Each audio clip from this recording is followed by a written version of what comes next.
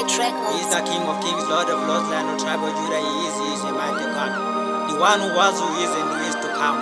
Jesus Christ. Mr. Kelsey, your cash flow. Hey, your Moskiti. Hey, your Sisi Kero. Try on live again. Made an appointment, just so get acting. Nani the doctor, just so get a fixes. No need to panic. Kana ma tactic. Kauda just nuna zangwa get a boxing. Kana kavarika in, akanishinuza in. The pepereka kwengereka kandinunura in. The ingo chambura in. The chingo nezeka in. Akandida no niziraka kandida. Iye Jesu, muchinda weru kare. Iye Jesu, anoita ndifare. Iye Jesu, muchinda weru kare.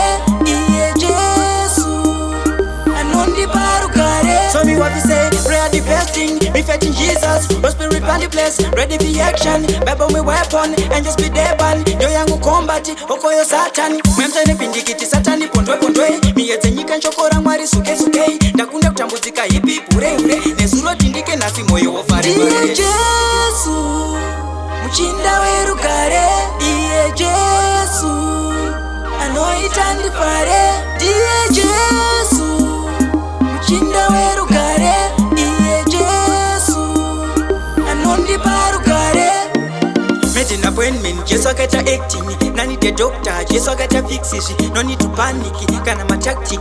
Kauda just nuna zangwa get a boxing. Kana kavarika in, akanishinuza in. The pepereka kwengereka kandinunura in. The ingo chambura in, the chingo nezeka in. Akandida no niziraka kandida. Iye Jesu, muchinda weru kare. Iye Jesu, anoita ndifare. Iye Jesu, muchinda weru kare.